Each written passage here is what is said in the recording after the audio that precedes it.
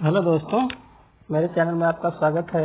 आज है 19 जुलाई और 19 जुलाई से के संबंध में भारत और विश्व के संदर्भ में जो घटनाएं घटित हुई थी उसके बारे में चर्चा करेंगे। उससे पहले आप इस चैनल को लाइक करें, शेयर करें और सब्सक्राइब करें, जिससे पहले आपको सूचना प्राप्त हो सके। तो चलिए शुरू करते हैं कि पहला पॉइंट है कि 15 वर्षीय लेडी जेन ग्रे को 1553 में 9 दिनों के बाद इंग्लैंड की महारानी के रूप में अपदस्थ किया गया था। जैसा कि आपको पता है, इंग्लैंड को United kingdom of the great Britain भी कहा जाता है। जो लेडी जेन ग्रे हैं, इन्हें लेडी जेन डुडरी भी कहा जाता है या 9 दिनों की रानी भी कहा जाता है।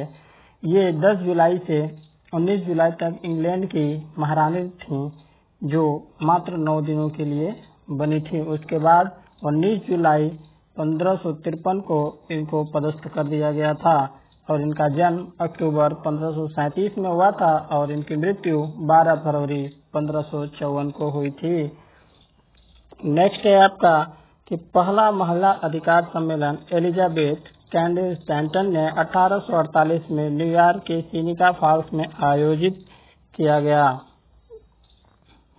आप देख रहे हैं कि जो पहला महिला अधिकार सम्मेलन है वो कहाँ आयोजित किया गया था। पहली बार 1848 में कैंडिस स्टैंटन ने न्यूयॉर्क के सीनिका फॉल्स में आयोजित किया था। आप लोग को पता होगा कि अंतर्राष्ट्रीय महिला दिवस जो प्रत्येक वर्ष 8 मार्च को मनाया जाता है, इसकी शुरुआत 1908 से मजदूर आंदोलन से न्यूयॉर्क में शुरू हुई थी और जस्ट एक साल बाद सोशलिस्ट पार्टी ऑफ अमेरिका ने इस दिन को पहला राष्ट्रीय महिला दिवस घोषित किया था।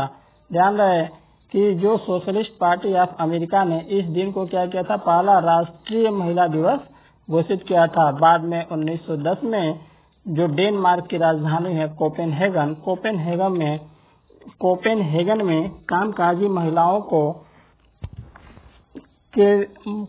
महिलाओं के नेतृत्व में जो क्लारा जेंटकिन थी, इंटरनेशनल कॉन्फ्रेंस में 17 देशों की लगभग 100 महिलाओं के साथ एक कॉन्फ्रेंस हुआ था, जिसमें 8 मार्च को अंतर्राष्ट्रीय महिला दिवस मनाने के लिए प्रस्ताव रखा था और सन 1975 में महिला दिवस को आधिकारिक मान्यता उस वक्त दी गई थी जब संयुक्त राष्ट्र ने इसे वार्षिक तौर पर एक थीम के साथ मनाना शुरू कर दिया था।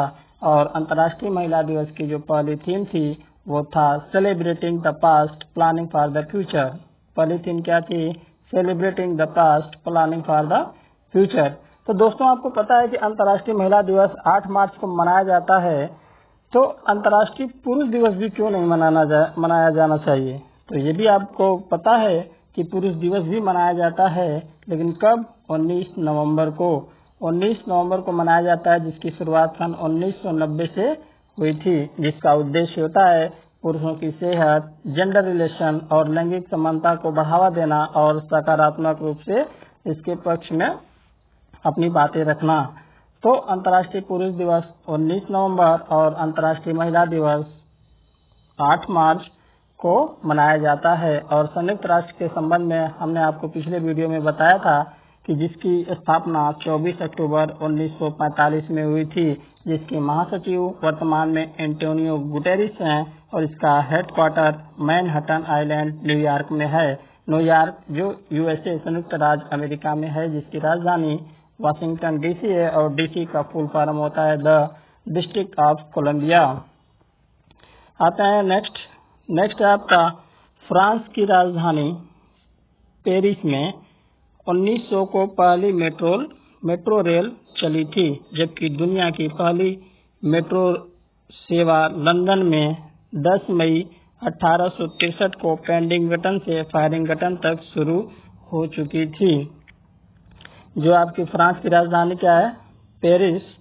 पेरिस में सन 1900 में आज ही के दिन 19 जुलाई को पहली मेट्रो रेल चली थी, लेकिन उससे पहले ही 10 मई 1863 को पेडिंगटन से फायरिंगटन तक रेल शुरू हो चुकी थी। कहाँ? लंदन, जो कि यूनाइटेड किंगडम की राजधानी है, जहाँ से GMT 0 डिग्री देशांतर रेखा गुजरती है। नेक्स्ट है अमेरिका ने 1967 में चंद्र कक्षा में प्रवेश करने के लिए एक्सप्लोरर 35 लॉन्च किया था। एक्सप्लोरर 35 एक प्रोग्राम सैटेलाइट है जिसके लॉन्च किया गया था, किसके माध्यम से, नासा के द्वारा। नासा आपको पता है कि संयुक्त राज्य अमेरिका की स्पेस एजेंसी है और भारत की स्पेस एजेंसी इसरो है। और जो नासा है वो संयुक्त राज्य अमेरिका की स्पेस एजेंसी, जिसका फुल फॉर्म होता है national aeronautics and space administration. ऐसा कई प्रतियोगी परीक्षाओं में भी पूछा जाता है कि नासा का फुल फॉर्म क्या है, तो याद रखेंगे national aeronautics and space administration, जिसकी स्थापना 29 जुलाई 1958 को हुई थी, जिसका हेडक्वार्टर वाशिंगटन डीसी में है। नेक्स्ट बात करते हैं कि भारत सरकार ने देश के 14 बड़े बैंकों का राष्ट्रीयकरण करने का निर्णय 1969 में लिया था। वो दिन आज ही का है, वो दिन है 19 जुलाई सन 1969 में, 1969 में, जब भारत की प्रथम और एकमात्र महिला प्रधानमंत्री वर्तमान तक, जो इंदिरा गांधी थी, जिनका पूरा नाम इंदिरा प्रियदर्शिनी गांधी था, उन्होंने 19 जुलाई 1969 में 14 बड़े बैंकों का राष्ट्रीयकरण कर लिया था, जो बड़े बड़े उद्योगपतियों के अंतर्गत थे। जो 14 बड़े बैंकों का जो राष्ट्रीयकरण किया गया था, वो कौन कौन से बैंक थे जिनका राष्ट्रीयकरण किया गया, आप देख रहे हैं यहाँ पे। Bank of India, union bank of India, bank of Baroda, bank of Maharashtra, central bank of India, Canara bank, syndicate bank, United commercial bank, Punjab national bank, Indian bank, overseas bank, Allahabad bank, United bank of India और देना bank. ये 14 बैंकों का जो प्रधानमंत्री इंदिरा गांधी ने 19 जुलाई 1969 में 14 बड़े बैंकों का राष्ट्रीयकरण कर दिया था, जो सरकार के अंतर्गत आ गई थी। नेक्स्ट आप बात करते हैं कि 29 जुलाई को जन्मे मुख्य व्यक्तियों के बारे में।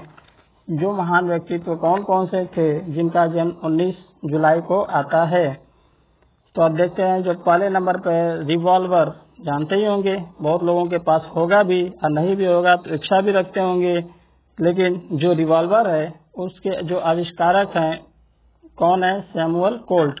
यानी कि इस रिवॉल्वर का आविष्कार करने वाले सैमुअल कोल्ट का जन्म 19 जुलाई 1814 में आज ही के दिन हुआ था, जिनका जन्म यूएसए के हार्टफोर्ड में हुआ था, और इनकी मृत्यु 10 जनवरी 1862 में हुई थी। जिन्हें रिवॉल्वर का आविष्कारक कहा जाता है, उनका नाम है सैमुअल कोल्ट। नेक्स्ट है कि 19 जुलाई को 1827 को स्वतंत्रता संग्राम के अग्रदूत मंगल पांडे का जन्म हुआ था। मंगल पांडे को आप सभी जानते होंगे कि सन 1857 की क्रांति में स्वाधीनता संग्राम के अग्रदूत माने जाने वाले मंगल पांडे, जिनका जन्म 19 जुलाई 1827 को नगवा बलिया जनपद, उत्तर प्रदेश के बलिया जनपद में हुआ था। बहुत और इनका कुछ इतिहासकारों ने सुरहुरपुर फैजाबाद में इनका जन्म स्थान माना है, और ये 1849 में ईस्ट इंडिया कंपनी के 34वें इन्फेंट्री में सिपाही के पद पर भर्ती हुए थे, और प्रथम स्वतंत्रता संग्राम में 1857 की क्रांति में इन्होंने बढ़ चढ़कर हिस्सा लिया था, और इनकी मृत्यु 8 अप्रैल 1857 को बैरकपुर परेड ग्राउंड में हुई थी। नेक्स्ट है अल्तमिश कबीर का जन्म 19 जुलाई 1948 में हुआ था। अल्तमश कबीर कौन थे, तो वह भारत के 39वें क्रम के मुख्य न्यायाधीश थे, चीफ जस्टिस ऑफ इंडिया कहे जाने वाले अल्तमश कबीर, जिनका जन्म 19 जुलाई 1948 को हुआ था, जिनका कार्यकाल 29 सितंबर 2012 से 18 जुलाई 2013 तक था। एक इसमें फैक्ट आप देख सकते हैं कि जिस भी मुख्य न्यायाधीश की रिटायरमेंट की तारीख है, उससे एक दिन अगले दिन उनका जन्मदिन पड़ता है। आप ऐसे क्रम में सभी चीफ जस्टिस ऑफ इंडिया के जो रिटायरमेंट की तारीख है, जैसे अल्तमश कबीर के मुख्य न्यायाधीश के रिटायरमेंट की तारीख को देख लें तो वह है 18 जुलाई 2013 तक, और इनका जन्म का दिनांक है 19 जुलाई। ठीक है, तो इनका जो रिटायरमेंट हुआ था, आप लोगों को पता है कि जो CJI chief justice of India के रिटायरमेंट की अधिकतम आयु 65 वर्ष है। और इसी क्रम में हम आगे देखेंगे कि और कौन कौन इस क्रम में मुख्य न्यायाधीश हुए। 39वें क्रम के मुख्य न्यायाधीश Altamash Kabir, 40वें P Sadasivam, 41वें RM Lodha, 42वें HL Dattu, 43वें TS Thakur और 44वें JS खेयर या जगदीश सिंह खेयर, 45वें दीपक मिश्रा, 46वें रंजन गोगोई और 47वें शरद अरविंद बोबड़े या SA बोबड़े और 48वें एवं वर्तमान में नूतल पार्टी वेंकट रमन जो CJI हैं चीफ जस्टिस ऑफ इंडिया, इनको पदभार मिला है। 24 अप्रैल 2021 से इनकी जो रिटायरमेंट की तारीख है वो 26 अगस्त 2022 तक रहेंगे। इनकी आयु 26 अगस्त 2022 तक 65 वर्ष के हो जाएंगे। जब ये 65 वर्ष के हो जाएंगे तो इनका पदभार समाप्त हो जाएगा। नेक्स्ट है, अब इसी क्रम में बता देते हैं कि जो वर्तमान में जो भारत के मुख्य न्यायाधीश हैं वो कौन है। NV रमन या नूतल पार्टी वेंकट रमन। तो स्वतंत्र भारत के प्रथम मुख्य न्यायाधीश कौन थे, तो हीरालाल जयकिशन दास कानिया, जिसे आप लोग याद किए होंगे, हीरालाल जे कानिया, जिनका कार्यकाल 26 जनवरी 1950 से 6 नवंबर 1951 तक था। नेक्स्ट बात करते हैं कि जिनका आज जन्मदिन है या जन्म दिवस है, सबसे मशहूर भारतीय भौतिकी वैज्ञानिक जयंत विष्णु नार्लिकर का जन्म 19 जुलाई को 1938 में को हुआ था। ये ब्रह्मांड के स्थिर अवस्था सिद्धांत के विशेषज्ञ हैं, जिन्होंने इस सिद्धांत के जनक फ्रेड होयल के साथ भी कार्य किया था। नार्लिकर, जयंत विष्णु नार्लिकर के संदर्भ में आपको बता दें कि इनका जन्म 19 जुलाई 1938 को कोल्हापुर महाराष्ट्र में हुआ था, जिनकी प्रारंभिक शिक्षा CHS जानते होंगे, सेंट्रल हिंदू स्कूल बनारस में या वाराणसी में हुआ था। और इनकी ग्रेजुएशन की पढ़ाई काशी हिंदू विश्वविद्यालय या बनारस हिंदू यूनिवर्सिटी, जिसे BHU भी कहा जाता है, वहां से ग्रेजुएशन करने के बाद ये कैम्ब्रिज विश्वविद्यालय चले गए और वहां से इन्होंने एस्ट्रोनॉमी खगोल शास्त्र और एस्ट्रोफिजिक्स खगोल भौतिकी में दक्षता प्राप्त की। और इनके इस नए नए सिद्धांतों के आधार पर इनको पद्म भूषण सन 1965 में प्रदान किया गया और पद्म भूषण 2004 को। ये काफी अच्छे लेखक और वैज्ञानिक थे और वैज्ञानिक हैं अभी। इनको साहित्य अकादमी पुरस्कार सन 2014 में इनकी आत्मकथा पर मिला था, जिसका नाम था चार नगरा तले माझी विश्व, 4 नगरा तले माझी विश्व। अब बात करते हैं कि 19 जुलाई को हुए निधन, यानी 19 जुलाई को किनका निधन हुआ था। तो दक्षिण कोरिया जानते होंगे, चीन के नीचे है आपका उत्तर कोरिया और उत्तर कोरिया के नीचे है दक्षिण कोरिया, जो चीन के दक्षिण पूर्व हिस्से में स्थित है, जिसकी स्थिति आपको पता है कि उसके पूर्व में जापान और उसके पश्चिम में पीला सागर, उसके बगल में चीन देश है। और जो दक्षिण कोरिया है एक प्रायद्वीपीय देश है। प्रायद्वीपीय देश के बारे में आपको बताया था कि प्रायद्वीप किसे कहते हैं। पिछले वीडियो में आपको बताया था कि द्वीप, प्रायद्वीप, महाद्वीप किसे कहते हैं। द्वीप उसे कहते हैं कि ऐसा भूखंड जिसके चारों तरफ जल हो, या ऐसा भूखंड जो चारों तरफ जल से घिरा हो, उसे द्वीप कहते हैं।